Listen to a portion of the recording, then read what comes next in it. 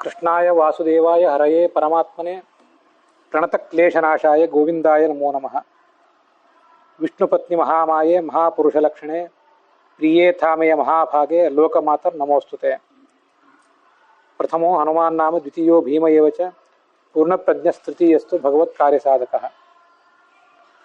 ಶೋಭನ ಸಂವತ್ಸರದ ಶ್ರಾವಣ ಮಾಸದ ಕೃಷ್ಣ ಸಪ್ತಮಿಯ ಈ ದಿವಸ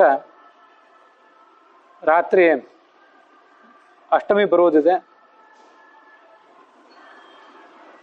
ಅಂಥ ಒಂದು ಶುಭ ಪ್ರಸಂಗದಲ್ಲಿ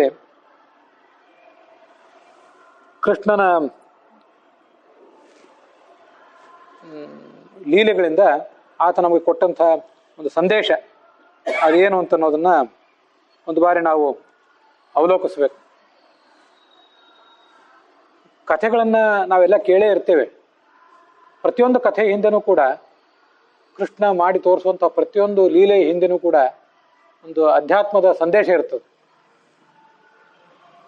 ಅಂಥದ್ದೊಂದು ಸಂದೇಶವನ್ನು ನಾವಿವತ್ತು ನೋಡಬೇಕು. ಏವಮಪಿ ಸರ್ವಂ ಅಧ್ಯಾತ್ಮನಿಷ್ಠಂ ಹಿ ಭಾರತಂ.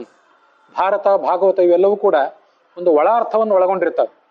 ಮೇಲ್ನೋಟಕ್ಕೊಂದು ಅರ್ಥ ಇರ್ತದೆ, ಅದಲ್ಲದೆ ಒಳಗೊಂದು ಅರ್ಥ ಇರ್ತದೆ. ಕೌರವರು ಪಾಂಡವರು ಯುದ್ಧ ನಡೆಯಿತು ಅಂತಂದರೆ ಒಂದು ರಾಜವಂಶ, ಅದರ ಇಬ್ಬರು ಅಣ್ಣತಮ್ಮಂದಿರು, ಅವರ ನಾಯಕತ್ವದ ಸೈನ್ಯಗಳು, ಅವುಗಳ ನಡುವೆ ನಡೆದಂಥ ಯುದ್ಧ ಮಾತ್ರ ಅಲ್ಲ, ಅದು ನಮ್ಮೊಳಗಿನ ದುಷ್ಟಶಕ್ತಿಗಳು, ಸಚ್ಛಕ್ತಿಗಳು, ಅವುಗಳ ನಡುವಿನ ಒಂದು ಸಂಘರ್ಷ. ಧೃತರಾಷ್ಟ್ರ ಅಂದರೆ ನಾವೇ. ಧೃತರಾಷ್ಟ್ರ ಅಂದರೆ ಪುತ್ರ ಮೋಹದ ಸಂಕೇತ. ನಾವು ನಮ್ಮ ದುರಭ್ಯಾಸಗಳನ್ನು ಬಿಡ್ಲಿಕ್ಕೆ ಒಲ್ಲೆವು. ಆ ದುರಭ್ಯಾಸಗಳನ್ನು ಚೆನ್ನಾಗಿ ಪೋಷಿಸ್ತಾ ಇದ್ದೇವೆ. ಒಳ್ಳೆಯ ಅಭ್ಯಾಸಗಳನ್ನು ಬಿಟ್ಟಿದ್ದೇವೆ. ಅದಕ್ಕೇನು ಸಂಕೋಚ, ನಾಚಿಕೆ ಆಗಿಲ್ಲ ನಮಗೆ. ದುರಭ್ಯಾಸಗಳನ್ನು ಬಿಡ್ಲಿಕ್ಕೆ ಮಾತ್ರ ತಯಾರಿಲ್ಲ. ಧೃತರಾಷ್ಟ್ರನಿಗೆ ಹೊರಗಿನ ಕಣ್ಣು ಮಾತ್ರ ಕುರುಡಾಗಿತ್ತು.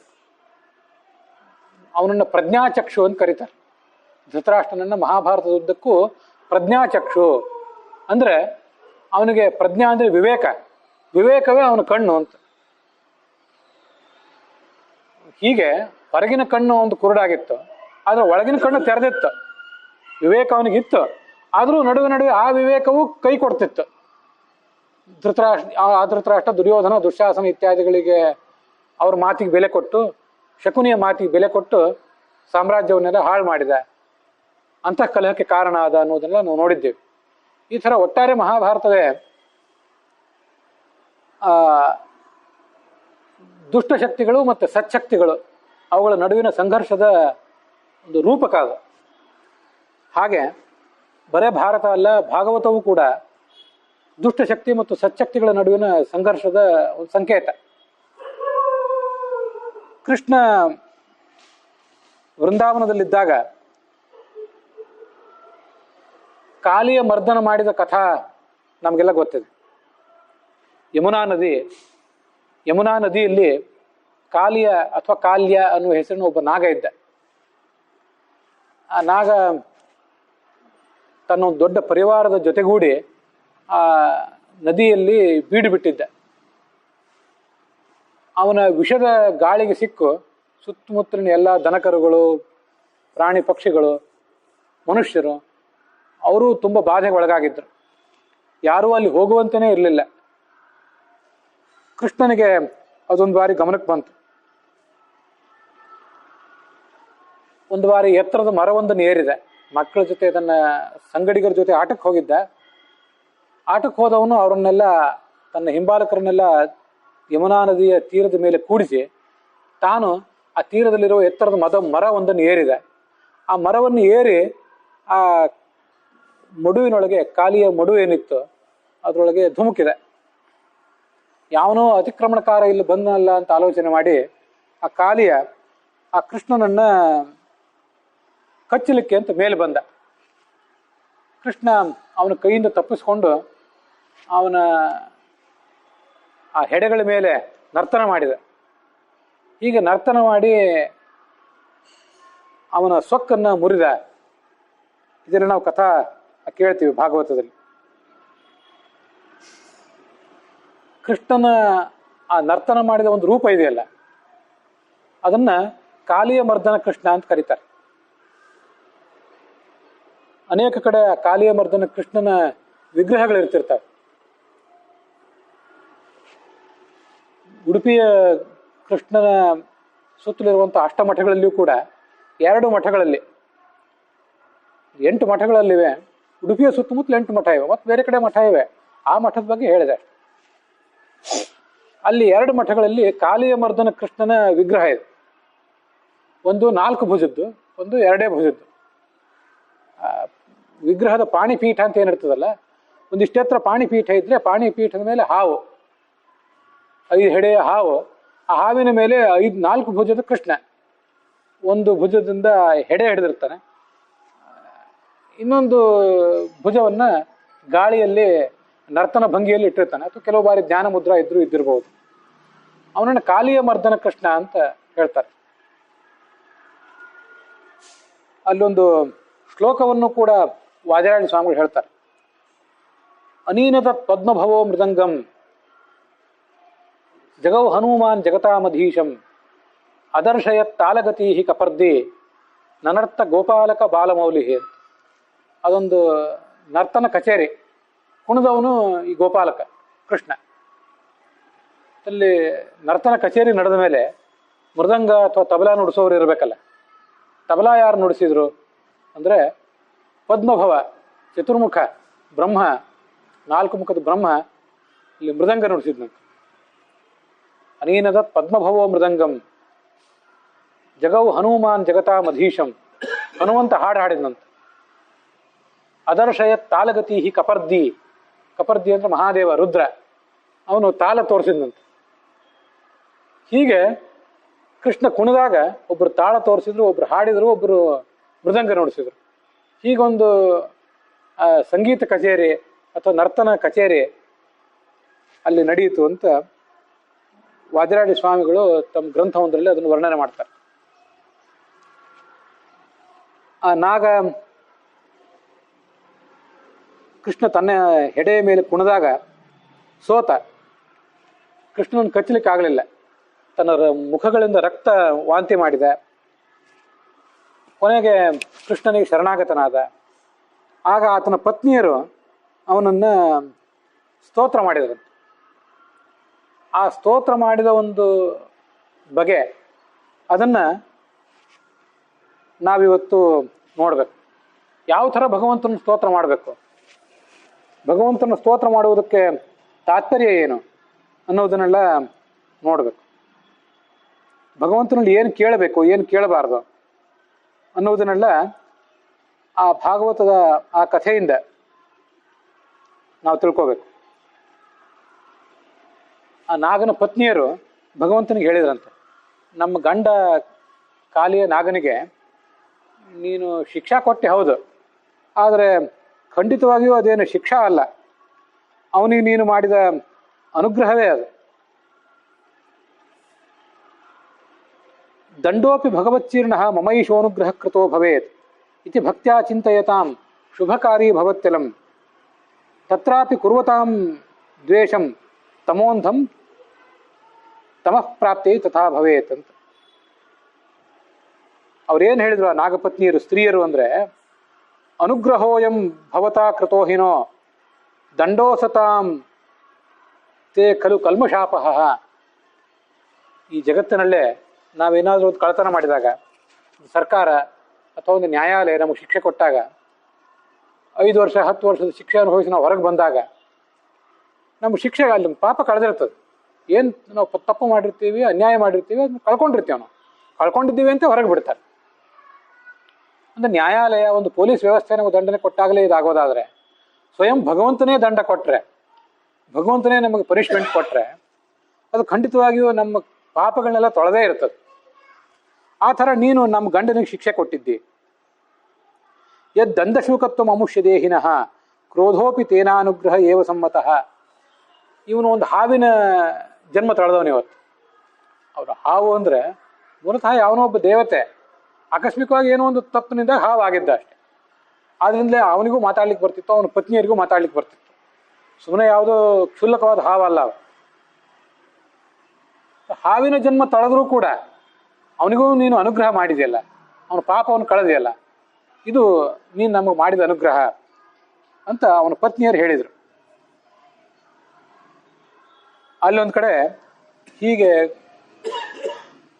ಒಂದು ಪುರಾಣದ ಮಾತು, ಕೂರ್ಮ ಪುರಾಣದ ಮಾತೊಂದು ಹೀಗೆ ಕೇಳಿ ಬರ್ತದೆ.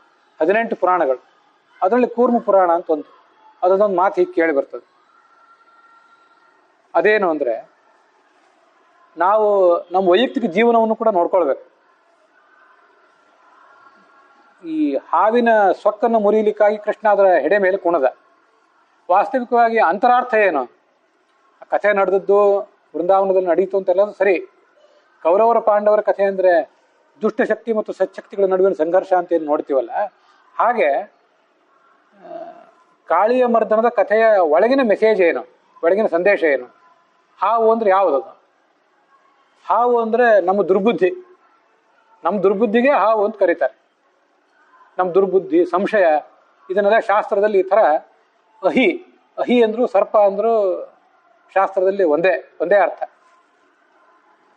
ಅಹಿ ಅನ್ನೋ ಶಬ್ದಕ್ಕೆ ಆಚಾರ್ಯರು ಋಗ್ಭಾಷ್ಯದಲ್ಲಿ ಕೇವಲ ಸರ್ಪ ಅಂತ ಅರ್ಥ ಮಾಡ್ಕೋಬೇಡಿ, ಸರ್ಪ ಅಂದ್ರೆ ಅದು ಸಂಶಯ ಅಂತ ಅರ್ಥ ತೋರಿಸ್ತಾರೆ. ಆದ್ರಿಂದ ಸರ್ಪದ ಸೊಕ್ಕನ್ನು ಮುರಿದ ಕಥೆ ಅಂದ್ರೆ ಏನದು? ನಮ್ಮ ಸಂಶಯವನ್ನ, ನಮ್ಮ ದುರ್ಬುದ್ಧಿಯನ್ನ ಭಗವಂತ ಕಳೆದ ಕಥೆ ಅಂತ ಅರ್ಥ. ಈ ಹಾವಿಗೆ ಯಾವತ್ತೂ ಕೂಡ ಇನ್ನೊಬ್ಬರ ಮೇಲೆ ಸಂಶಯ, ಉಳಿದವ್ರಿಗೆ ಅದು ಇರೋದಿಲ್ಲ. ಯಾವುದೋ ಎಮ್ಮೆಯೋ, ಒಂದು ಆಕಳೋ, ಒಂದು ಕೋಣ, ಒಂದು ಎತ್ತು, ಅದು ಎಲ್ಲರ ಮೇಲೆ ಒಂದು ಸಂಶಯ ಬರೋದಿಲ್ಲ, ತನ್ನಷ್ಟಕ್ಕೆ ತಾವು ಓಡಾಡ್ತಿರ್ತದೆ. ಅದು ಹಾದಿ ಬೀದಿಯಲ್ಲಿ ಹೋಗೋರನ್ನೆಲ್ಲ ಅದೇನು ಘಾತಿಗೆ ಒಳಪಡಿಸೋದಿಲ್ಲ. ಹಾವಿಗೆ ಮಾತ್ರ ಎಲ್ಲರ ಮೇಲೂ ಸಂಶಯ, ಇವ್ರು ನನ್ನನ್ನು ತೊಂದರೆಗೆ ಈಡು ಮಾಡ್ತಾರೇನೋ ಅಂತ. ಅದಕ್ಕೆ ಅದೇನು ಮಾಡ್ತದೆ, ಇನ್ನೊಬ್ರನ್ನ ಕಚ್ಚಲಿಕ್ಕೆ ಕಾಯ್ತಿರ್ತದೆ. ಯಾಕೆಂದ್ರೆ ಸ್ವಯಂ ದುರ್ಬುದ್ಧಿ, ದುರ್ವಿಷ ಅದರಲ್ಲಿ ಮನಸ್ಸಿನಲ್ಲಿ ಇರೋದ್ರಿಂದ ಅದಕ್ಕೆ ಇನ್ನೊಬ್ಬರ ಮೇಲೆ ಸಂಶಯ. ಸಜ್ಜನರು ಯಾರಿರ್ತಾರೆ ಈ ಜಗತ್ತಿನಲ್ಲಿ, ಅವ್ರಿಗೆ ಇನ್ನೊಬ್ಬರ ಬಗ್ಗೆ ಸಂಶಯ ಬರೋದಿಲ್ಲ, ಯಾರಿಗೂ ತೊಂದರೆ ಮಾಡ್ಲಿಕ್ಕೆ ಹೋಗೋದಿಲ್ಲ ಅವರು. ಆದರೆ ಸ್ವಯಂ ಯಾರಿಗೆ ದುರ್ಬುದ್ಧಿ ಇರ್ತದಲ್ಲ, ಅವ್ರಿಗೆ ಪ್ರತಿಯೊಬ್ಬರ ಮೇಲೂ ಸಂಶಯ ಇರ್ತದೆ. ಯಾರು ನಮಗೇನು ತೊಂದರೆ ಮಾಡಿಬಿಡ್ತಾರೇನೋ ಅಂತ ಅವ್ರಿಗೊಂದು ಗುಮಾನ ಇರ್ತದೆ. ಅದರಂತೆ ಹಾವು, ಹಾವಿನ ಸೊಕ್ಕನ್ನು ಕೃಷ್ಣ ಮುರಿಯುವುದು ಅಂದರೆ ನಮ್ಮ ದುರ್ಬುದ್ಧಿಯನ್ನ, ನಮ್ಮ ಸಂಶಯವನ್ನ, ನಮ್ಮ ಗುಮಾನಿಗಳನ್ನ, ಇನ್ನೊಬ್ಬರಿಗೆ ತೊಂದರೆ ಕೊಡಬೇಕು ಅನ್ನುವ ದುರಾಲೋಚನೆಯನ್ನ ಕೃಷ್ಣ ಮಟ್ಟ ಹಾಕೋದಂತ ಅರ್ಥ. ಹಾಗಾದರೆ ನಮಗೆ ಜೀವಮಾನದಲ್ಲಿ ಇಂಥ ಅನೇಕ ಪ್ರಸಂಗಗಳು ಬಂದಿರ್ತಾವಲ್ಲ, ಕೇವಲ ಹಾವಿಗೆ ಬರೋದಲ್ಲ, ನಮಗೂ ಇಂಥ ಅನೇಕ ಪ್ರಸಂಗಗಳನ್ನು ಎದುರಿಸುವಂಥ ಪ್ರಸಂಗ ಬಂದಿರ್ತದಲ್ಲ, ಅಲ್ಲೆಲ್ಲ ಪ್ರಸಂಗದಲ್ಲಿ ನಮಗೊಂದು ದಂಡನೆ ಆದಾಗ, ಏನೋ ಒಂದು ಶಿಕ್ಷೆ ನಮಗಾಯಿತು, ಅವಾಗ ನಾವೇನು ತಿಳ್ಕೊಳ್ಬೇಕು? 2 ಸಂಗತಿಗಳನ್ನು ತಿಳ್ಕೊಳ್ಬೇಕಾದ. 2 ಸಂಗತಿಯನ್ನು. ಒಂದು, ಇದು ನಾನು ಏನೇ ದುಃಖ ಇವತ್ತು ಅನುಭವಿಸಿದ್ರು ಇದೆಲ್ಲ ನನ್ನ ಪ್ರಾರಬ್ಧ ಕರ್ಮದಿಂದ ಆಗಿದೆ. ನನ್ನ ಪ್ರಾರಬ್ಧ ಕರ್ಮ ಇಲ್ಲದೆ ಹೋಗಿದ್ರೆ ಇಂಥದ್ದೊಂದು ಶಿಕ್ಷೆ ನನಗೆ ಬರ್ಲಿಕ್ಕೆ ಸಾಧ್ಯ ಇಲ್ಲ. ಮತ್ತೆ ನನಗೇನು ದಂಡ ಭಗವಂತ ಕೊಟ್ಟಿದ್ದಾನೆ, ಇದು ಕೇವಲ ದಂಡನೆ ಅಲ್ಲ, ಇದು ನನಗೆ ಅವನು ಮಾಡಿದ ಅನುಗ್ರಹ ಅಂತ ಹೀಗೆ ತಿಳ್ಕೋಬೇಕು. ಹೀಗೆ ಭಕ್ತಿಯಿಂದ ಆಲೋಚನೆ ಮಾಡಿದರೆ ಆ ಪಾಪವನ್ನು ನಾವು ಕಳ್ಕೊಂಡು ಸದ್ಗತಿ ಮುಟ್ತೇವೆ. ಅಲ್ಲಿಯೂ ಒಂದು ವೇಳೆ ಭಗವಂತನ ಬಗ್ಗೆ ನಾವು ಸಿಟ್ಟೆ ಮಾಡಿದರೆ, ನಾನೇನೂ ಪಾಪ ಮಾಡಿರಲಿಲ್ಲ, ನನಗೆ ಯಾಕಿಂತ ಶಿಕ್ಷೆ ಕೊಟ್ಟ ಭಗವಂತ ಅಂತ ಅವನ ಮೇಲೆ ಏನಾದರೂ ಸಿಟ್ಟು ಮಾಡಿದರೆ ಮತ್ತಷ್ಟು ಅನರ್ಥಕ್ಕೆ ಕಾರಣ ಆಗ್ತದೆ. ಮನುಷ್ಯ ಬಿದ್ದವನು ಹೇಳಬೇಕು, ಬಿದ್ದವನು ಮತ್ತಷ್ಟು ಕೆಳಗೆ ಅಲ್ಲೇ ಬೀಳಬಾರ್ದು.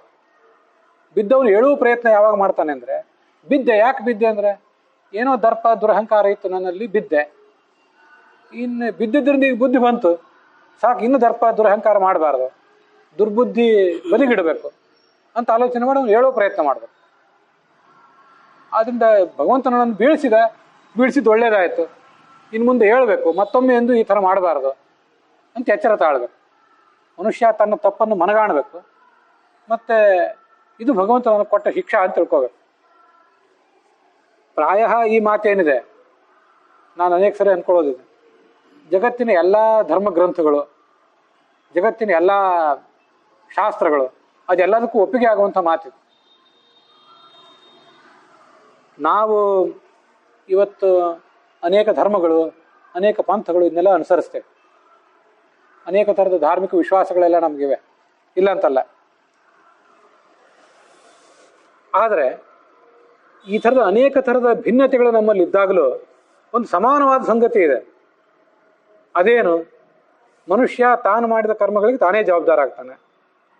ಭಗವಂತ ಅದಕ್ಕೆ ಶಿಕ್ಷೆ ಕೊಡದೆ ಬಿಡೋದಿಲ್ಲ ಅಂತನ್ನುವುದು ಎಲ್ಲ ಧರ್ಮಗಳಲ್ಲಿಯೂ ಸಮಾನವಾದ ಸಂಗತಿ. ವಕ್ರ ಬುದ್ಧಿ ಅದು ಎಲ್ಲೇ ಇರಲಿ, ವಕ್ರ ಬುದ್ಧಿ ಇದ್ರೆ ಭಗವಂತ ಅದನ್ನು ಶಿಕ್ಷೆ ಒಳಪಡಿಸ್ತಾನೆ. ಸದ್ಬುದ್ಧಿ ಇದ್ರೆ ಅದನ್ನ ಎತ್ತಿ ಹಿಡ್ದೇ ಹಿಡಿತಾನೆ. ಮಹಾಭಾರತದಲ್ಲಿ ಒಂದು ಮಾತು, ಸಾವಿರಾರು ಶಾಸ್ತ್ರಗಳನ್ನು ಓದಿರಿ, ವೇದ, ಕುರಾನು, ಬೈಬಲ್ಲು, ನಾನಾ ಥರದ ವಚನಗಳು, ದಾಸರ ಪದಗಳು, ಶರಣರ ವಚನಗಳು ಏನೆಲ್ಲ ಓದಿದ ಮೇಲೂ ಕೂಡ ಅವುಗಳ ಸಾರ ಏನು ಉಳಿತದೆ ಅಂದರೆ ಸರ್ವಂ ಜಿಹ್ಮಂ ಮೃತ್ಯುಪದಂ. ವಕ್ರಬುದ್ಧಿ, ಜಿಹ್ಮ ಅಂದರೆ ವಕ್ರಬುದ್ಧಿ, ಅದು ಮೃತ್ಯುವಿನ ಕಡೆಗೆ ಅಂದರೆ ಅಧಃಪತನದ ಕಡೆಗೆ ನಮ್ಮನ್ನು ಕರ್ಕೊಂಡು ಹೋಗ್ತದೆ. ಆರ್ಜವ, ರುಜು ಮಾರ್ಗ ಅಂದರೆ ಸರಳವಾದ ಮಾರ್ಗ, ಪ್ರಾಮಾಣಿಕತನ, ಸದ್ಬುದ್ಧಿ, ಅದು ಬ್ರಹ್ಮಣ ಪದಂ, ದೇವರ ಕಡೆ ನಮ್ಮನ್ನು ಕರ್ಕೊಂಡು ಹೋಗ್ತದೆ. ಏತಾವಾನ್ ಶಾಸ್ತ್ರ ವಿಷಯ, ಸಕಲ ಶಾಸ್ತ್ರಗಳ ಸಾರಾಂಶ ಅಂದರೆ ಇದಿಷ್ಟು. ಇದನ್ನು ಅರ್ಥ ಮಾಡ್ಕೊಳ್ಳದೆ ಹೋದರೆ ಇನ್ಯಾವ ಮಾಡುವ ಉಪವಾಸಗಳು, ನಾವು ಧರಿಸುವ ನಾಮಗಳು, ನಮ್ಮ ಸಂಸ್ಕೃತಿ, ಧರ್ಮ, ಉಪವಾಸಗಳು, ಇದನ್ನು ತಿನ್ನಬೇಕು, ಅದನ್ನು ತಿನ್ನಬಾರ್ದು, ಇದನ್ನು ಮಾಡಬೇಕು, ಇದನ್ನು ಮಾಡಬಾರ್ದು ಅನ್ನುವ ವಿಧಿ ನಿಯಮ ಯಾವುದಕ್ಕೂ ಏನೂ ಅರ್ಥ ಇಲ್ಲದಂತಾಗ್ತದೆ. ವಕ್ರಬುದ್ಧಿಯನ್ನು ಬಿಡಬೇಕು, ಪ್ರಾಮಾಣಿಕತೆಯನ್ನು ರೂಢಿಸ್ಕೋಬೇಕು. ಅಂಥದ್ದೊಂದು ಸಾರಾಂಶ ಇಲ್ಲೂ ಕೂಡ ಇದೆ. ಏನು ವಕ್ರಬುದ್ಧಿ ಇದೆ, ವಕ್ರಬುದ್ಧಿಗೆ ಭಗವಂತ ದಂಡನೆ ಕೊಟ್ಟ. ಮತ್ತೇನು ಸದ್ಬುದ್ಧಿ ಇದೆ ಅದನ್ನು ಎತ್ತಿ ಹಿಡಿತಾನೆ. ನಮಗಿವತ್ತು ದಂಡನೆ ಆಗಿದೆ ಅಂದರೆ ಅದು ಭಗವಂತ ಮಾಡಿದ ಅನುಗ್ರಹ ಅಂತ ತಿಳ್ಕೊಬೇಕು. ಇದು ನಾವು ಕಲಿಬೇಕಾದಂಥ ಒಂದು ಸಾರಾಂಶ. ಇದು ನಿಮಗಲ್ಲ, ತೀರಾ ದೊಡ್ಡವರಿಗೂ ಕೂಡ ಇಂಥ ಸಮಸ್ಯೆಗಳು ಕೆಲವು ಬಾರಿ ಬಂದ್ಬಿಡ್ತಾವೆ. ಹಿಂದೆ ಭಗವದ್ಗೀತಾ ಪ್ರವಚನದಲ್ಲಿ ಒಂದೆರಡು ಬಾರಿ ಇದನ್ನು ಹೇಳಿದ್ದೆ. ಧರ್ಮರಾಜ ಪಾಂಡವರಲ್ಲಿ ಹಿರಿಯ, ಮೂಲ ಯಮಧರ್ಮನ ಅವತಾರ. ಯಮಧರ್ಮನ ಸ್ಥಾನ ಎಂಥದ್ದು, ಅವನ ಮಾನ ಎಂಥದ್ದು, ಅವನ ಕರ್ತವ್ಯ ಏನು ಅಂದರೆ ಜಗತ್ತಿನಲ್ಲಿ ಪ್ರತಿಯೊಬ್ಬರ ನ್ಯಾಯ ಅನ್ಯಾಯ, ಧರ್ಮ ಅಧರ್ಮ ಅದನ್ನೆಲ್ಲ ತೂಗಿ ನೋಡಿ ಪುಣ್ಯಕರ್ಮ ಮಾಡಿದವರಿಗೆ ಸತ್ಫಲ ಕೊಡಬೇಕು, ಪಾಪ ಮಾಡಿದವರಿಗೆ ದುಷ್ಫಲ ಕೊಡಬೇಕು. ಇಂತಹ ಜವಾಬ್ದಾರಿ ಇದ್ದ ದೇವತೆ ಅವನು ಯಮ ಅಂದ್ರೆ. ಅಂಥವನು ಈ ಪಾಂಡವರಲ್ಲಿ ಹಿರಿಯನಾಗಿ, ಪಾಂಡವರಿಗೆ ಅಣ್ಣನಾಗಿ ಅವನೇನು ಹುಟ್ಟಿ ಬಂದಲ್ಲ, ಅಲ್ಲಿ ಅವನಿಗೊಂದು ಸಂಶಯ ಕಾಡಿತು. ಮೂಲ ದೇವತೆ ಆಗಿದ್ದಾಗ ಇಂಥ ಸಂಶಯ ಬರೋದಿಲ್ಲ. ಈ ಜಗತ್ತಿನಲ್ಲಿದ್ದಾಗ ಇಂಥ ಸಮಸ್ಯೆಗಳನ್ನೆಲ್ಲ ಮನುಷ್ಯ ಕಾಣ್ತಾನೆ. ಯಾಕೆಂದ್ರೆ ಮನುಷ್ಯ ದೇಹ, ಉಪ್ಪು ಖಾರ ಇತ್ಯಾದಿಗಳನ್ನು ಉಂಡಂಥ ದೇಹ ಇದು, ರಕ್ತ ಮಾಂಸಗಳು ಹರಿಯುವಂಥ ದೇಹ. ಅಲ್ಲಿ ಹೀಗೊಂದು ಸಂಶಯ, ನಾನು ಇಷ್ಟೆಲ್ಲ ಧರ್ಮಾಚರಣೆ ಮಾಡಿದ್ದೇನೆ, ನನಗೆ ಸ್ವಯಂ ಧರ್ಮರಾಜ ಅಂತಲೇ ಹೆಸರು. ನನ್ನ ತಮ್ಮಂದರು ಅವರೇನು ಕಡಿಮೆ, ಬೇಕಾದಷ್ಟು ಧರ್ಮಾಚರಣೆ ಮಾಡಿದವರು. ಭೀಮಸೇನ, ಅರ್ಜುನ, ನಕುಲ, ಸಹದೇವರು ಯಾರಿಗೇನು ಕಡಿಮೆ, ದ್ರೌಪದಿ ಯಾರಿಗೇನು ಕಡಿಮೆ, ಅತ್ಯಂತ ಪತಿವ್ರತೆಯಾದಂಥ ದೊಡ್ಡ ಸ್ತ್ರೀ ಅವಳು.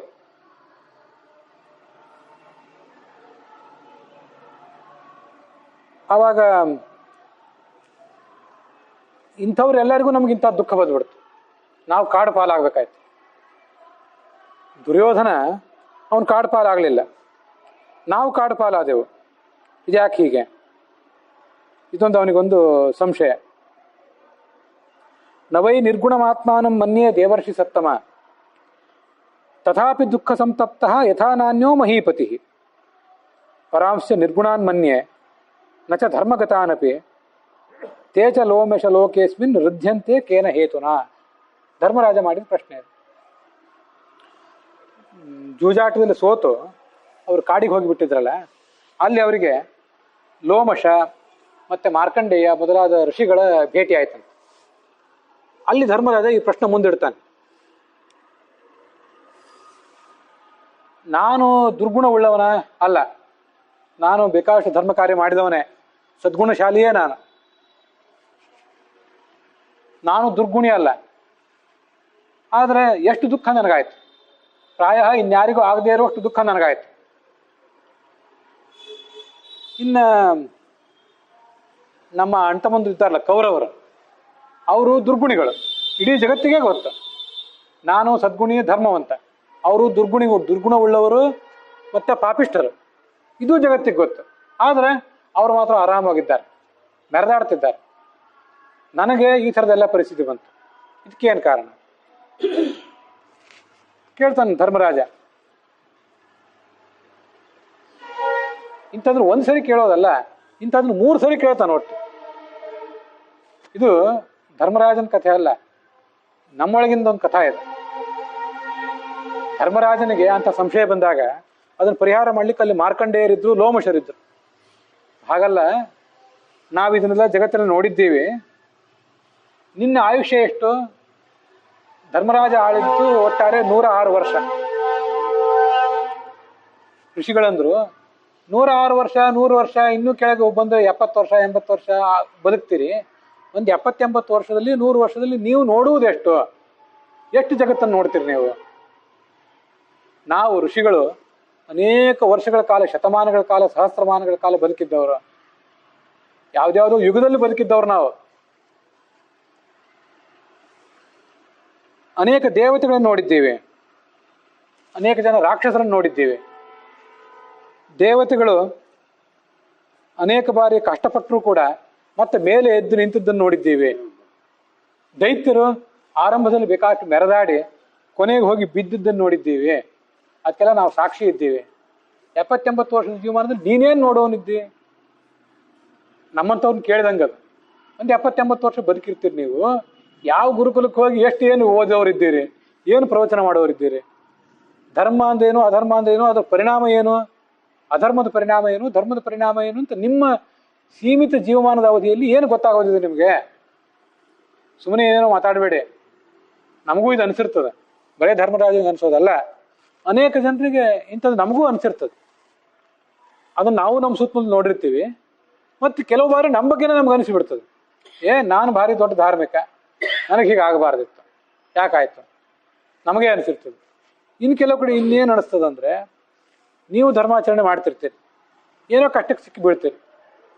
ಕೆಲವರು ಧರ್ಮಾಚರಣೆ ಮಾಡ್ತಿರೋದಿಲ್ಲ, ಯಾವುದ್ಯಾವುದೋ ಕಾರಣದಿಂದ ನಿಮಗೆ ವಿರೋಧಿಗಳಾಗಿರ್ತಾರೆ. ಆವಾಗ ನಿಮ್ಮ ಕಿವಿಗೆ ಅದು ಹೋಗಿ ಬಂದು ತಲುಪುವಂತೆ ಬೇರೆ ಯಾರ್ದೋ ಮುಂದೆ ಮಾತಾಡ್ತಾರೆ. ಏನು ಭಾರಿ ಧಾರ್ಮಿಕರಂತ ಇವರು, ಇಡೀ ಜೀವಮಾನ ಎಲ್ಲ ಧರ್ಮಕ್ಕಾಗಿ ಮೀಸಲಿಟ್ಟರು, ಏನು ಸುಖಪಟ್ರಿ ಅವರು, ನೋಡ್ರಿ ನಾವು ಆರಾಮಿದ್ದೇವೆ ಅಂತ ಯಾರ್ದೋ ಮುಂದೆ ಮಾತಾಡಿರ್ತಾರೆ. ಅದು ನಿಮ್ಮ ಕಿವಿಗೆ ಬಂದು ತಲುಪ್ತದೆ. ಕೆಲವು ಬಾರಿ ನಿಮ್ಗೆ ನೇರವಾಗಿ ನಿಮ್ಮ ಕಿವಿಗೆ ಬೀಳುವಂತೆ ಆಡ್ತಾರೆ. ಇದೆಲ್ಲ ಜಗತ್ತಲ್ಲಿ ನಡೀತಿರ್ತದೆ.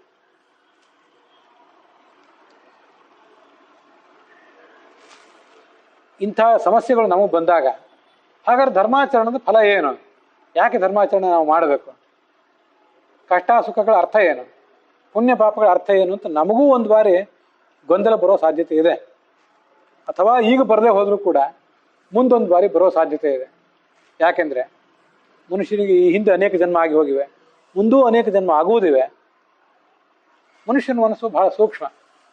ವೈಭವದಲ್ಲಿ ಮೆರೆದಾಡ್ತಿರೋರನ್ನೆಲ್ಲ ನೋಡಿ, ಹಾಗಾದರೆ ಅವರೆಲ್ಲ ಹೇಗೆ ಮೆರೆದಾಡಿದ್ರು, ಅವರಿಗೆಲ್ಲ ಅಂಥ ಸುಖ ಸಿಗಲಿಕ್ಕೆ ಏನು ಕಾರಣ, ಅದನ್ನು ಆಲೋಚನೆ ಮಾಡ್ತಾನೆ.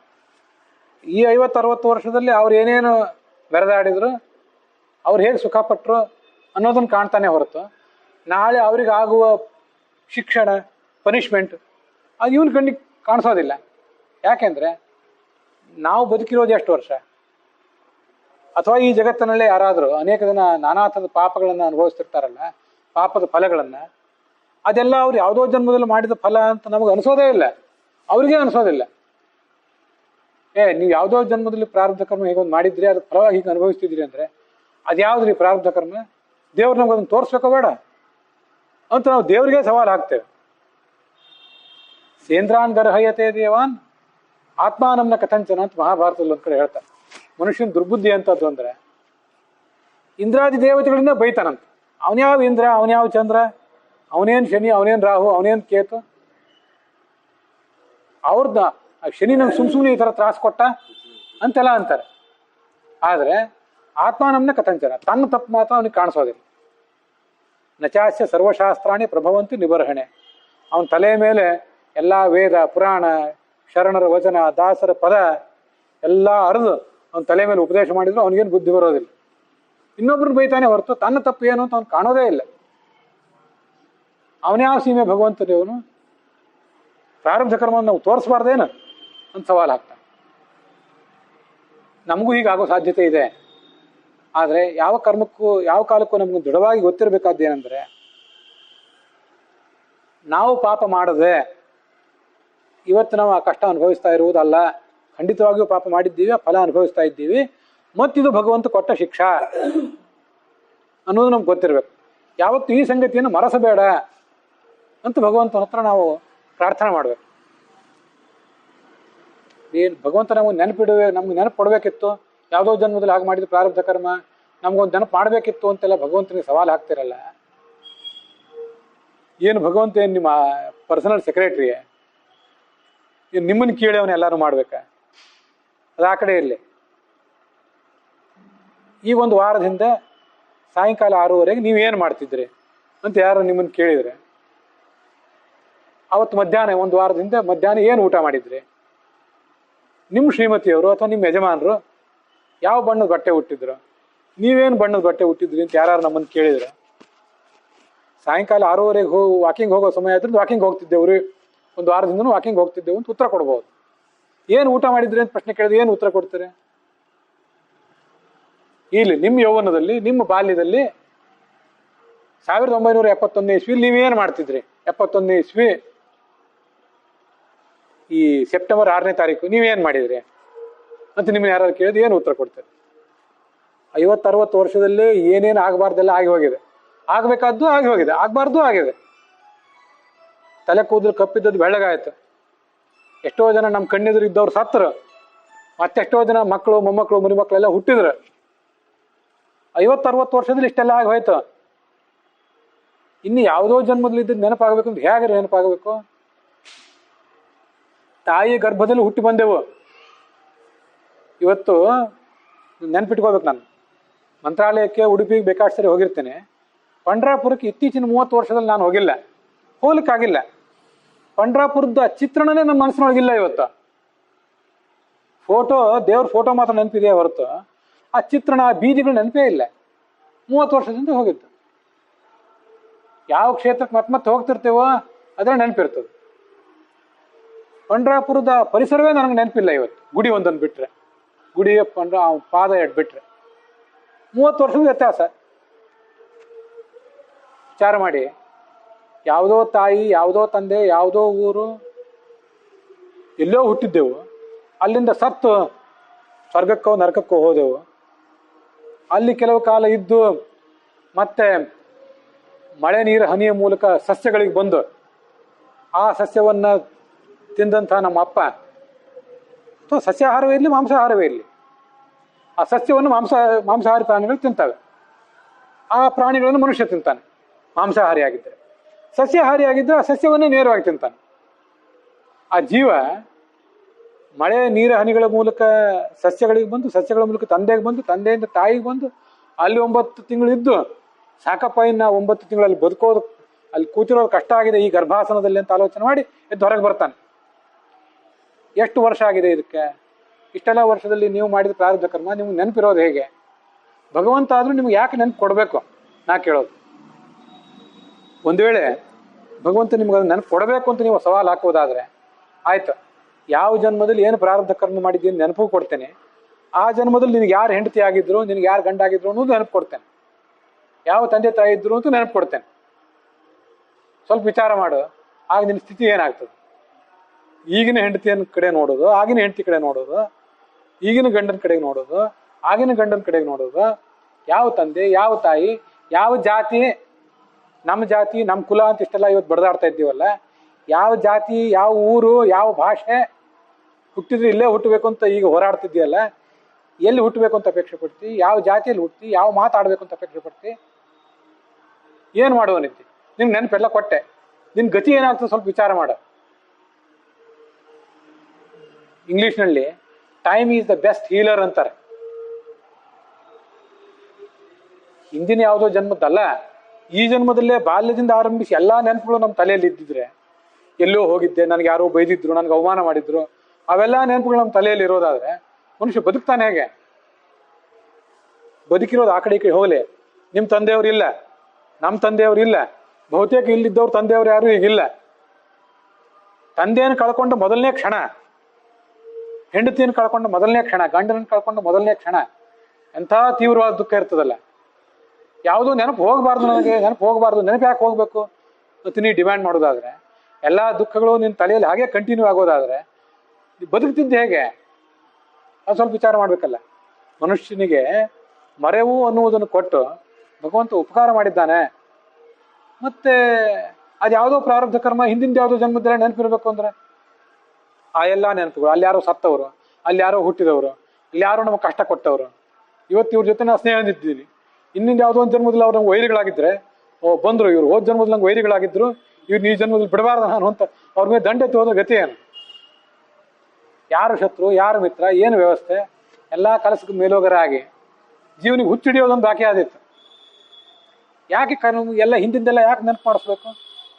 ಏನೋ ಒಂದು ಉದ್ದೇಶ ಇಟ್ಕೊಂಡು ಆ ದೇವರೆಲ್ಲ ಮರೆಸಿದ್ದಾನೆ. ಯಾಕೆ ತಲೆ ಕೆಡಿಸ್ಕೋತೀವಿ? ಅಂತೂ ಏನೋ ಒಂದು ತಪ್ಪು ಮಾಡಿದ್ವಿ, ಆ ತಪ್ಪಿಗೆ ಫಲವಾಗಿ ಈ ಶಿಕ್ಷೆ ಅನುಭವಿಸ್ತಿದ್ದೀನಿ ತಿಳ್ಕೊ, ಸಾಕಲ್ಲ ಅಷ್ಟು. ಶಾಸ್ತ್ರ ಹೇಳಿದೆಯಲ್ಲ, ಇಂಥ ತಪ್ಪಿಗೆ ಇಂಥ ಶಿಕ್ಷೆ. ಯಾರನ್ನಾದ್ರೂ ಏನಾದ್ರು ಮೂರ್ಖ, ಅವಿವೇಕಿ, ವಿದ್ಯೆ ಬುದ್ಧಿ ಬರದೇ ಇದ್ದವನು ತಣಗಿಸಿದ್ರೆ ನೀನು ಮೂರ್ಖ ಆಗ್ತಿ ಈ ಜನ್ಮದಲ್ಲಿ. ಯಾರನ್ನಾದ್ರೂ ಧನ ಮದದಿಂದ ಅವಮಾನಿಸಿದ್ರೆ ನೀನು ಬಡವನಾಗ್ತಿ. ಯಾರನ್ನಾದ್ರೂ ಅಧಿಕಾರ ಮದದಿಂದ ತುಳಿದಿದ್ರೆ ಇವತ್ತು ಅವ್ರು ನಿಮ್ಮನ್ನು ತುಳಿತಾರೆ, ನೀವು ತುಳಿಸ್ಕೋತೀರಿ. ಎಲ್ಲನೂ ಹಾಗೆ ಆಗ್ತದೆ. ಸಂಪತ್ತು, ವಿಪತ್ತು ಎಲ್ಲನೂ ಬರೋದು ಹೀಗೆ ನಮ್ಮ ಕರ್ಮಗಳಿಂದಲೇ. ಶಾಸ್ತ್ರ ಏನು ಹೇಳ್ತದಂದ್ರೆ ಸ್ಪಷ್ಟವಾಗಿ, ಯಸ್ಯಾಂ ಅವಸ್ಥಾಯಾಂ ಯದ್ಯತ್ ಕರ್ಮ ಶುಭಾಶುಭಂ ಕುರುತೆ ತಸ್ಯಾಂ ಅವಸ್ಥಾಯಾಂ ತತ್ತತ್ ಕರ್ಮ ಅನುಭವತಿ. ಹಿಂದೆ ಯಾವ ಜನ್ಮದಲ್ಲಿ, ಯಾವ ಕಾಲದಲ್ಲಿ, ನೀನು ಯಾವ ಸ್ಥಿತಿಯಲ್ಲಿದ್ದಾಗ ಏನು ತಪ್ಪು ಮಾಡಿದ್ಯೋ, ಯಾವ ವಯಸ್ಸು, ಯಾವ ಮದ ಇದ್ದಾಗ ಏನೇನು ತಪ್ಪು ಮಾಡಿದ್ಯೋ ಅಂಥದೇ ಶಿಕ್ಷೆಗಳನ್ನು ಆಯಾ ಪರಿಸ್ಥಿತಿಯಲ್ಲಿ ಸರಿಯಾಗಿ, ಒಂದು ಚೂರು ಮೇಲಿಲ್ಲ, ಒಂದು ಸ್ವಲ್ಪ ಕೆಳಗಿಲ್ಲ, ಸರಿಯಾದ ಲೆಕ್ಕಾಚಾರ. ಕೋರ್ಟಿಗೆ ಏನಾದರೂ ಗಮನಕ್ಕೆ ಬರೋದು ಹೋಗ್ಬೋದು, ತಪ್ಪಬಹುದು. ಕೋರ್ಟಿಗೆ ಏನು ಕಣ್ಣಿಗೆ ಕಾಣಿಸ್ತದೆ? ಪೊಲೀಸರು ಸಾಕ್ಷಿಗಳು ಏನು ಹೇಳ್ತಾರೆ ಕೋರ್ಟ್ ನೋಡಬೇಕು, ಶಿಕ್ಷೆ ಕೊಡಬೇಕು. ಅಲ್ಲಿದ್ದ ಜಡ್ಜಿಗಳಿಗೇನಾದರೂ ಈ ಜಗತ್ತಿನ ನಡೆಯೋದೆಲ್ಲ ಗೊತ್ತಾಗ್ತದೆ.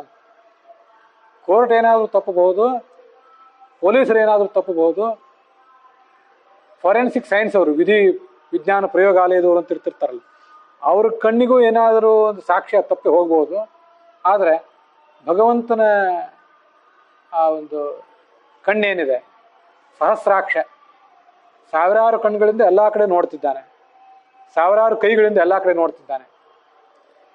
ಇದು ಒಂದು ನ್ಯಾಯಾಂಗದಲ್ಲಿ ಒಂದು ಮಾತಿದೆ, ನ್ಯಾಯದ ಕೈಗಳು ಬಹಳ ಉದ್ದ ಇರ್ತಾವಂತ. ನ್ಯಾಯಾಂಗದ ವ್ಯವಸ್ಥೆ ಅದು ಕೈಗಳು ಬಹಳ ಉದ್ದ ಇರ್ತಾವಂತ. ನೀವೆಲ್ಲೋ ತಪ್ಪಿಸ್ಕೊಂಡು ಹೋಗ್ಬಿಡ್ತೀನಿ ಅಂದ್ರೂ ಇನ್ನೊಂದು 20-30 ವರ್ಷ ಆದ್ಮೇಲೆ ಆ ಕೊಲೆ ಕೇಸ್ ಮೇಲೆ ಎದ್ದು ಬರ್ತದೆ, ನಿಮ್ಮನ್ನು ಹಿಡಿತಾರೆ ಮತ್ತೆ. ಇದು ನ್ಯಾಯಾಂಗದ ವ್ಯವಸ್ಥೆ ಬಗ್ಗೆ ಒಂದು ಮಾತು.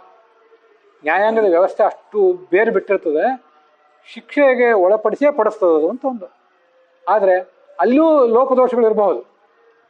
ಆದರೆ ಭಗವಂತನ ಮಾತ 20-30 ವರ್ಷ ಅಲ್ಲ, ನಾಭುಕ್ತಂ ಕ್ಷೀಯತೆ ಕರ್ಮ ಕಲ್ಪ ಕೋಟಿ ಶತೈರಪಿ. ಕೋಟಿಗಟ್ಟಲೆ ವರ್ಷ ಆದ್ರೂ ನೀವು ಮಾಡಿದ ಪಾಪಕರ್ಮಕ್ಕೆ ಫಲ ತಪ್ಪಿಸ್ಕೊಳ್ಳಿಕ್ಕೆ ಆಗೋದಿಲ್ಲ. ಒಂದಲ್ಲ ಒಂದು ದಿವಸ ಒಂದು ಉಣ್ಲೇಬೇಕು. ಅದಕ್ಕೊಂದು ವ್ಯವಸ್ಥೆ ಇದೆ, ಅಷ್ಟೊಂದು ಮರ್ತೋಗಿರ್ತದೆ ಇಂಥ ಯಾವುದೋ ಕರ್ಮದಿಂದ ಹೀಗೆ ಮಾಡಿದೆ ಅಂತ. ಆದರೆ ಈ ಕರ್ಮದ ಸಿದ್ಧಾಂತದ ಮೇಲೆ ಮನುಷ್ಯ ವಿಶ್ವಾಸ ತಾಳಬೇಕು. ನಾನು ಮಾಡಿದ ತಪ್ಪಿನಿಂದಾಗಿ ಈ ಶಿಕ್ಷೆ ಆಗಿದೆ ಅಂತ ವಿಶ್ವಾಸ ತಾಳಬೇಕು. ಇದು ಮೊದಲನೇದು ಬೇಸಿಕ್ ಸಂಗತಿ. ಮತ್ತು ಎರಡನೇ ಸಂಗತಿ, ಭಗವಂತ ನನಗೆ ಈ ಮೂಲಕ ಒಂದು ಆಶೀರ್ವಾದ ಮಾಡಿದ್ದಾನೆ, ನನ್ನ ಪಾಪಗಳನ್ನು ಕಳೆದಿದ್ದಾನೆ ಅಂತ ವಿಶ್ವಾಸ ಹೇಳಬೇಕು. ಇವತ್ತು ಈ ಬಟ್ಟೆ ಹುಟ್ಟಿದ್ದೀವಿ, ನಾಳೆ ಇದನ್ನು ಒಗಿಲಿಕ್ಕೆ ಕೊಡ್ತೀವಿ. ಬಟ್ಟೆ ಒಗಿತಾ ಇದ್ದಾಗ ಸೋಪಿನ ನೀರಿಗೆ ಹಾಕಿದ ಕೂಡಲೇ ಅಲ್ಲಿರೋ ಹೊಲಸೆಲ್ಲ ಎದ್ದು ಹೊರಗೆ ಬರ್ತದೆ. ಅದು ನೆತ್ತಿ ಕಲ್ಲಿನ ಮೇಲೆ ಕುಕ್ಕಿದ ಕೂಡಲೇ ಮತ್ತಷ್ಟು ಹೊಲಸು ಎದ್ದು ಹೋಗ್ತದೆ. ಆವಾಗ ನೋಡಿ ಸಂತೋಷ ಪಡಬೇಕು, ದುಃಖ ಪಡಬೇಕು? ಅಯ್ಯೋ ನನ್ನ ಬಟ್ಟೆಗೆ ಏಟಾಯಿತು, ಆ ಬಟ್ಟೆಯಲ್ಲಿರೋ ಕೊಳೆ ಎಲ್ಲ ಹೋಯ್ತು ಅಂತ ಗೋಳಾಡಿದಕ್ಕೆ ಏನದಕ್ಕೆ ಅರ್ಥ ಇದೆ ಅಂತ. ಹಾಗೆ ಬಟ್ಟೆ ಅಂದರೆ ನಾವು ತೊಟ್ಟ ಈ ದೇಹ. ಭಗವದ್ಗೀತೆ ಅದರಲ್ಲಿ ಹಿಂದೆ ಬಂತು, ಹಳೆಯ ಬಟ್ಟೆಗಳಿದ್ದಂತೆ ಈ ದೇಹಗಳೆಲ್ಲ. ಹಿಂದೆ ಎಷ್ಟೋ ಬಾರಿ ಹಳೆಯ ಬಟ್ಟೆಗಳನ್ನು ಕಿತ್ತಾಕಿ ಹೊಸ ಬಟ್ಟೆಗಳನ್ನು ತೊಟ್ಟಿದ್ದೀವಿ, ಅನೇಕ ಜನ್ಮಗಳನ್ನು ತಳೆದಿದ್ದೀವಿ. ಇದೊಂದು ಜನ್ಮ, ಇದೂ ಹೋಗ್ತದೆ, ಇದು ಹೋಗ್ಬೇಕು. ಪಾಪ ನಾವು ಮಾಡಿದ್ರ ಫಲವಾಗಿ ಶಿಕ್ಷೆ ಆಗ್ತಾ ಇದೆ ಅಂದರೆ ಕೊಳೆ ಹೋಗ್ತಾ ಇದೆ ಅಂತ ಅರ್ಥ. ನೋಡಿ ಸಂತೋಷ ಪಡ್ಬೇಕು. ಅಂಥ ಮನೋಭಾವ ನಾವು ಅಳವಡಿಸ್ಕೋಬೇಕು ಅಂತ ಶಾಸ್ತ್ರ ಹೇಳ್ತದೆ. ಅಲ್ಲಿಯೂ ಆ ಭಗವಂತ ನಮ್ಗೆ ಹೀಗೆ ಮಾಡಿಬಿಟ್ಟ, ಮಾಡಬಾರ್ದಿತ್ತು ನಮಗೆ, ನಾವು ಭಾರಿ ಧಾರ್ಮಿಕರು, ನಾವು ಭಾರಿ ಲೋಕೋಪಕಾರ ಮಾಡಿದವರು, ನಮಗೆ ಹೀಗೆ ಆಗಬಾರ್ದಿತ್ತು ಅಂತೆಲ್ಲ ಹಲಬಬಾರ್ದು. ಆ ಹಲಬುವಿಕೆಗೆ ಏನು ಅರ್ಥವೂ ಇಲ್ಲ. ಯಾವತ್ ಪರಮಭಕ್ತ ಇಷ್ಟು ಭುಜ್ಯತೆ ದುಃಖ ಮುಲ್ಬಣಂ ತಾವನ್ ಮುಕ್ತವು ಸುಖೋದ್ರೇಕ ತತ್ತಚೇತ್ ಭಕ್ತಿವರ್ಧನಂ. ಎಷ್ಟೇ ದುಃಖ ಆಗಲಿ, ಆ ದುಃಖದಿಂದ ಇದೆಲ್ಲ ಭಗವಂತ ಕೊಟ್ಟ ಶಿಕ್ಷಾ, ಅವನು ಮಾಡಿದ ಅನುಗ್ರಹ ಅಂತ ಎಚ್ಚರ ಬಂದು ಆ ದುಃಖವನ್ನು ನಾವು ಅನುಭವಿಸಿ ಮುಗಿಸ್ಬೇಕು. ಅದರಿಂದ ಏನಾಗ್ತದಂದ್ರೆ, ನಾಳೆ ನಾವು ಈ ಜನನ ಮರಣಗಳ ಸಂಕೋಲೆಯಿಂದ ತಪ್ಪಿಸ್ಕೊಂಡು ಭಗವಂತನ ಸನ್ನಿಧಾನಕ್ಕೆ ಹೋಗ್ತೀವಲ್ಲ, ಅದು ಹೋಗ್ಲಿಕ್ಕೆ ಅನುಕೂಲ ಆಗ್ತದಂತ. ಇದರಿಂದ ಶಾಶ್ವತವಾದ ಸುಖವನ್ನು ಬಯಸಿ ಭಗವಂತನ ಪಾದಕಮಲಗಳ ಸಾನ್ನಿಧ್ಯವನ್ನು ನಾವು ಬಯಸ್ತೇವೆ. ಇದು ಎಲ್ಲ ಧರ್ಮಗಳ ಗುರಿ. ಹಾಗಾಗಬೇಕಾದ್ರೆ, ನಾಳೆಯಲ್ಲಿ ಶಾಶ್ವತವಾದ ಸುಖ ಸಿಗಬೇಕಾದ್ರೆ ಇಲ್ಲಿ ಎಲ್ಲ ಥರದ ದುಃಖಗಳನ್ನು ಕೂಡ ಒಂದು ಟ್ರೈನಿಂಗ್ ಅಂತ ಅನುಭವಿಸಬೇಕು. ತದೇತ ತಪೋ ಯದ್ ವ್ಯಾಜಿತ ಸ್ತಪ್ಯತೆ ಅಂತ ಉಪನಿಷತ್ತು ಹೇಳ್ತದೆ. ಏನೋ ಒಂದು ದೇಹದ ರೋಗ, ಮಾನಸಿಕ ರೋಗ ಬಂತಲ್ಲ, ಇಂಥ ರೋಗಗಳೆಲ್ಲ ಬಂದಾಗ ಇದೊಂದು ತಪಸ್ಸು ಅಂತ ಭಾವಿಸ್ಬೇಕಂತ. ಭಾಳ ಕಷ್ಟ ಇದು ಅನುಭವಿಸೋದು. ತಪಸ್ಸು ಅಂತ ಭಾವಿಸೋದು ಭಾಳ ಕಷ್ಟ. ಇವಾಗ ಬರಬಾರ್ದಿತ್ತು ಒಂದು ಗೋಳಾಡಿ ಸಾಯ್ತೇವೆ ಹೊರತು ಭಗವಂತ ನಮಗೆ ತಪಸ್ಸು ಮಾಡ್ಲಿಕ್ಕೆ ಒಳ್ಳೆ ಅವಕಾಶ ಕೊಟ್ಟಿದ್ದಾನೆ ಅನ್ನೋ ಎಚ್ಚರ ಬರೋದಿಲ್ಲ. ಬರಬೇಕು ಅಂತ ಶಾಸ್ತ್ರ ಹೇಳ್ತದೆ. ಹಾಗೆ ಬಂದರೆ ವ್ಯಾಧೀನ್ ಶವಹರ್ತಿಂ ಚೇವ ಶವದಾಹಾದಿಕಂ ತಥಾ ವಿಷ್ಣವೇ ತಪ ಇತ್ಯೇವ ಚಿಂತಯಿನ್ ಯಾತಿ ತತ್ಪರಂ.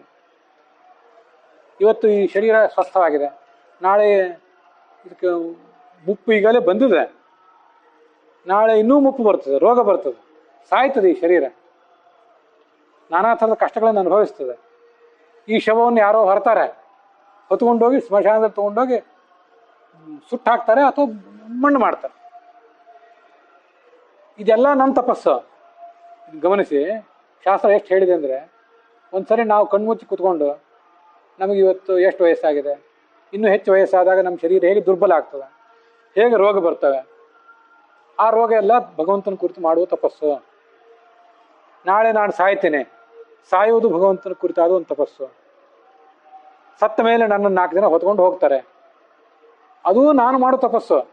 4 ಜನ ಏನು ಹೊತ್ಕೊಂಡು ಹೋಗ್ತಿರ್ತಾರಲ್ಲ, ಅವ್ರ ತಪಸ್ಸು ಹೌದು. ಯಾಕೆಂದರೆ ಸತ್ತವ್ರನ್ನ ಹೊತ್ಕೊಂಡು ಹೋಗೋದು ಪುಣ್ಯದ ಕಾರ್ಯ, ಅದು ಸರಿಯೇ. ಅದು ನಂದು ಅದೊಂದು ಪುಣ್ಯ ಕಾರ್ಯ, ತಪಸ್ಸದು. ಶವದಾಹ ಮಾಡ್ತೇನೆ, ನನ್ನ ಶವವನ್ನು ತೊಗೊಂಡೋಗಿ ಸುಡ್ತಾರಲ್ಲ, ಮಣ್ಣಿಗೆ ಹಾಕ್ತಾರಲ್ಲ, ಅದು ನಾನು ಮಾಡೋ ತಪಸ್ಸು ಅಂತ ಹೀಗೆಲ್ಲ ಆಲೋಚನೆ ಬಂದರೆ ತಪಸ್ಸು ನಡೀತಾ ಇದೆ, ಏನು ತೊಂದರೆ ಇಲ್ಲ. ಭಗವಂತ ತಪಸ್ಸು ಮಾಡೋ ಅವಕಾಶ ಕೊಟ್ಟಿದ್ದಾನೆ. ಭಗವಂತನ ಹತ್ರ ಕೇಳಬೇಕೇನು ಅಂದರೆ, ಕಷ್ಟ ಕೊಡಬೇಡ ಅಂತ ಕೇಳುವುದಕ್ಕೆ ಅರ್ಥ ಇಲ್ಲ. ಕಷ್ಟ ಕೊಡು, ಆದರೆ ಆ ಕಷ್ಟ ಸಂದರ್ಭದಲ್ಲಿ ನಿನ್ನ ನೆನಪು ನಮಗೆ ಬರುವಂತಾಗಲಿ ಅಂತ ಭಗವಂತನನ್ನು ಕೇಳಬೇಕು. ವಿಪದ ಸಂತುನ ಶಾಶ್ವತ ಯಾಸು ಸಂಸ್ಮರ್ಯತೆ ಹರಿಹಿ. ಪಾಂಡವರ ತಾಯಿ ಕೃಷ್ಣನನ್ನು ಕೇಳಿದ ಮಾತು. ನಮಗೆ ಆಪತ್ತೇ ಬರ್ತಾ ಇರಲಿ ಯಾವತ್ತು, ಯಾಕೆಂದರೆ ಆಪತ್ತು ಬಂದಾಗ ನಿನ್ನ ನೆನಪಾಗ್ತದೆ, ಸಂಕಟ ಬಂದಾಗ ವೆಂಕಟರಮಣ ಅಂತ ನಿನ್ನ ನೆನಪಾಗ್ತದೆ. ಸುಖವಾಗಿದ್ದಾಗ ಯಾವ ಭಗವಂತನೇ ಅವನದೇನು ಏನಾಗಬೇಕಾಗಿದೆ ಅಂತ ಅವನಿಗೆ ಸಡ್ಡು ಹೊಡೆಯೋ ಮಾತಾಡ್ತೇವೆ. ಸಡ್ಡು ಹೊಡೆದೇ ಇದ್ರೂ ತಿರಸ್ಕಾರ ಅಂತೂ ಮಾಡ್ತೇವೆ. ಆಮೇಲೆ ಮಾಡೋಣ ಬಿಡು, ಧರ್ಮಾಚರಣೆ ಪ್ರವಚನ ಆಮೇಲೆ ಮಾಡಿದ್ರೆ ಆಯ್ತು, ಈಗೇನಾಗಬೇಕಾಗಿದೆ ಅಂತೇವೆ. ನಮಗೆ ಯಾವತ್ತೂ ಕೂಡ ಆಪತ್ತುಗಳು ಬರ್ತಾ ಇದ್ರೆ ಆವಾಗ ನಾವು ನಿನ್ನ ನೆನಪು ಮಾಡ್ಕೊಳ್ತೀವಿ.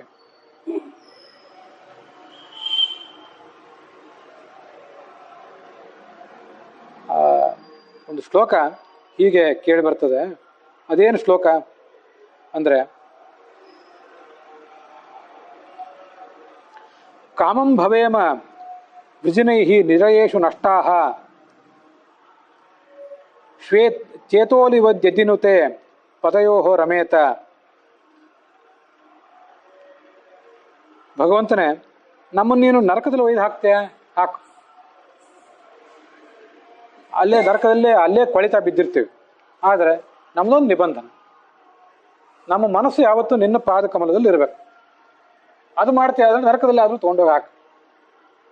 ಸನಕಾದಿಗಳು ಭಗವಂತನ ಪ್ರಾರ್ಥನೆ ಮಾಡಿದ್ರು, ಕೆಲವರು ಋಷಿಗಳು ಭಗವಂತನ ಪ್ರಾರ್ಥನೆ ಮಾಡಿದ್ರು. ವಾಚಶ್ಚನ ಸ್ತುಲಿಸಿವದ್ ಯಜಿತೇಂಗ್ರಿ ಶೋಭಾಹ. ನಮ್ಮ ಮಾತು ಕೆಲಸಕ್ವಾರ ಸಂಗತಿಗಳನ್ನೆಲ್ಲ ಆಡಿ ನನ್ನನ್ನು ನಾನು ಹೊಗಳ್ಕೊಂಡು ಜನರನ್ನೆಲ್ಲ ಅಲ್ಲಿ ಅಳಿದುಳಿದವ್ರನ್ನೆಲ್ಲ ಬೈದು ಮಾಡಿದವ್ರ ಪಾಪ ಆಡಿದವ್ರ ಬಾಯಿ ಇರುತ್ತೆ, ನಾವು ಆ ಪಾಪ ಕಟ್ಕೊಂಡು ಒದ್ದಾಡೋದು ಬೇಡ. ನಮ್ಮ ಮಾತು ನಿನ್ನ ಕೀರ್ತನಕ್ಕೆ ಉಪಯೋಗ ಆಗಲಿ, ಅದು ಮಾಡ್ತೀಯ ಮಾಡು.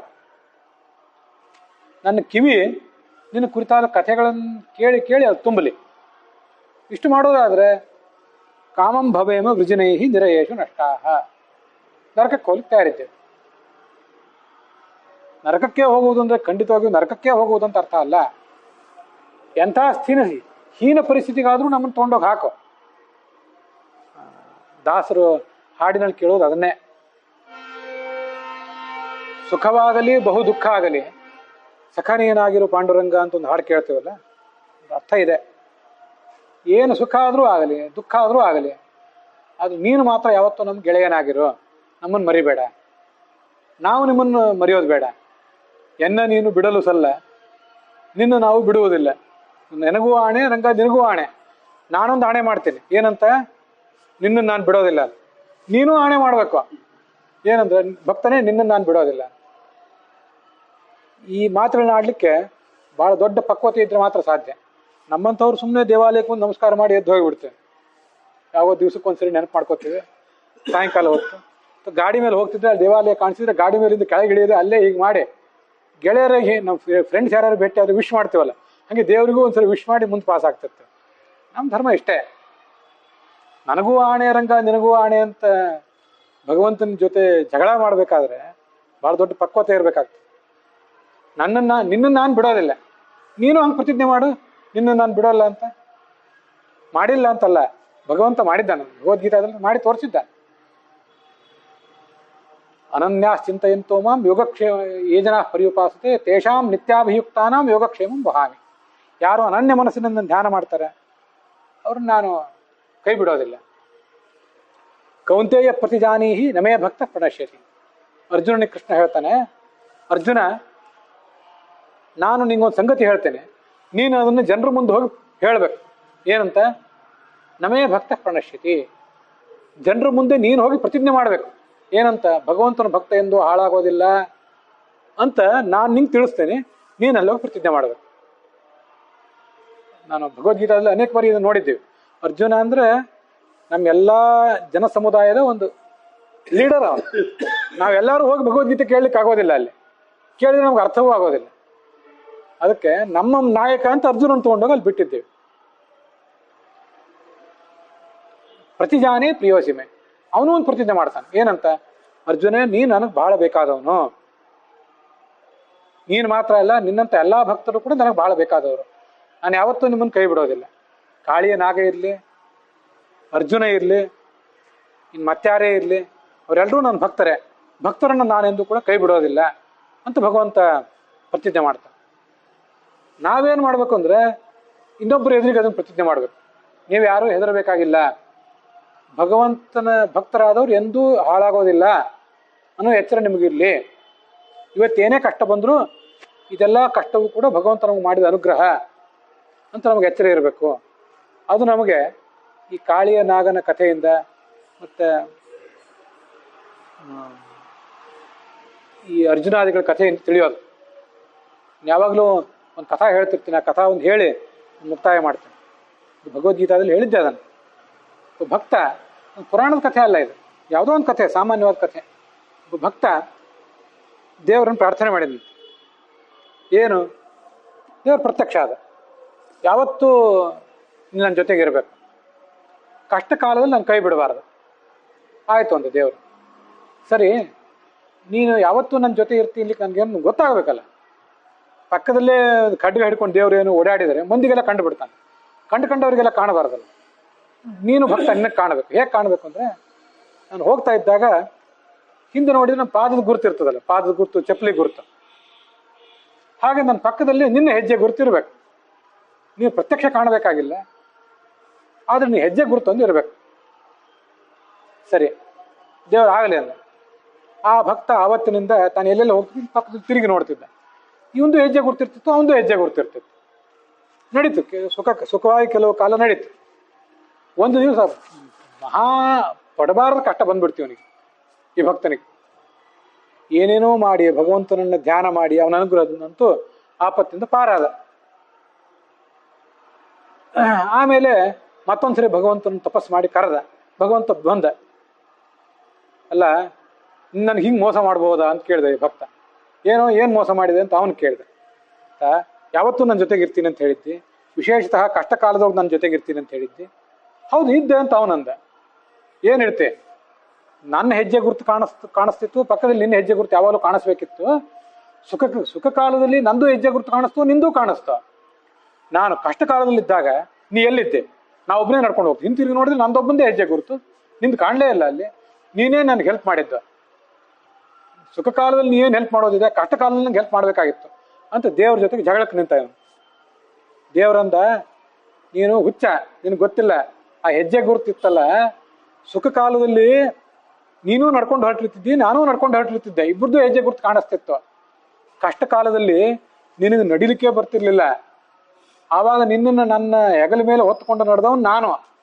ಆ ಹೆಜ್ಜೆ ಗುರುತು ನೀನು ನೋಡಿದ್ದು ನಿಂದಲ್ಲ, ಅದು ನೀನು ಅವಿವೇಕೆ, ನಂದು ಹೆಜ್ಜೆ ಗುರ್ತದ. ನೀನು ನಡಿಲಿಕ್ಕೆ ಬರ್ತಿರ್ಲಿಲ್ಲ, ನೀನೇನು ನಡೆಯೋದು? ನಡೆಯೋದು ಅಂದ್ರೆ ಕಾಲುಗಳಿಂದ ನಡೆಯೋದಲ್ಲ, ಬೌದ್ಧಿಕವಾಗಿ ನಡೆಯೋದು, ಆಪತ್ತುಗಳನ್ನು ದಾಟುವುದು ಅಂದ್ರೆ ನಡೆಯೋದು. ಅಂತ ಕಷ್ಟದ ಸ್ಥಿತಿಯಲ್ಲಿ ನೀನಿದ್ದಾಗ, ನಿನಗೆ ನಡಿಲಿಕ್ಕೆ ಬರದೇ ಇದ್ದಾಗ, ನಿನಗೆ ತಾಯಿಯಾಗಿ ನನ್ನ ಕಂಕುಳಲ್ಲಿ ನಾನು ಕರ್ಕೊಂಡೆ, ನಿನಗೆ ತಂದೆಯಾಗಿ ನನ್ನ ಹೆಗಲ ಮೇಲೆ ನಾನು ಎತ್ಕೊಂಡೆ. ನಿನಗೆ ನಡಿಲಿಕ್ಕೆ ಬರ್ತಿರ್ಲಿಲ್ಲ, ಹೆಜ್ಜೆ ಗುರುತು ನಿಂದಲ್ಲ, ಅದು ನಂದು. ನೀನೆಂಥ ಮೂರ್ಖ ಅಂದ್ರೆ, ನಿನ್ನ ಹೆಜ್ಜೆ ಗುರುತು ಯಾವುದು, ನನ್ನ ಹೆಜ್ಜೆ ಗುರುತು ಯಾವುದು ಅಂತ ತಿಳಿಯೋದಷ್ಟು ಮೂಢ ನೀನು. ಈಗ ಅಹಂಕಾರದಿಂದ ಬಂದು ನನ್ನನ್ನೇ ದಬಾಯಿಸ್ತಿದ್ಯಲ್ಲ ಅಂದ ಭಗವಂತ. ಏನು ತೋರಿಸ್ಕೊಟ್ಟ ಅಂದ್ರೆ, ಆ ಭಕ್ತ ಅಹಂಕಾರದಿಂದ ಭಗವಂತನ ಜೊತೆ ಜಗಳಾಡಿರ್ಬೋದು, ಆದ್ರೆ ಜಗಳಾಡುವಷ್ಟು ಭಗವಂತನಿಗೆ ಸಮೀಪ ಇದ್ದಾನಲ್ಲ ಅವನು.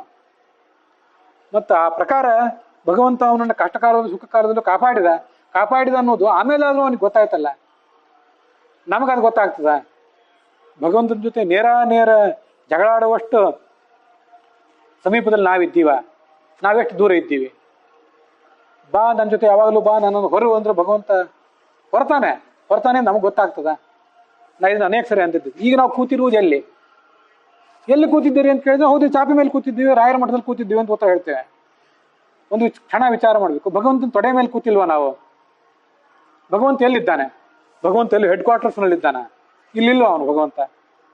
ಮತ್ತೆ ಇಲ್ಲಿದ್ದಾನೆ ಅಂದಮೇಲೆ ಅವನ ಕೈ ಇಲ್ಲಿದೆ, ಅವನ ಕಾಲಿದೆ, ಅವನ ಹೆಗಲು ಇಲ್ಲಿದೆ, ಅವನ ಹೆಗಲ ಮೇಲೆ ನಾವು ಕೂತಿದ್ದೀವಿ, ಅವನ ತೊಡೆ ಮೇಲೆ ನಾವು ಕೂತಿಲ್ವ? ಈಗ ನಾವು ಆಸ್ಪತ್ರೆಯಲ್ಲಿ ರೋಗಿಗಳಾಗಿ ಬಿದ್ದಿರ್ತೀವಲ್ಲ, ಬಿದ್ದಿದ್ದು ಎಲ್ಲಿ ಬಿದ್ದಿದ್ದೀವಿ?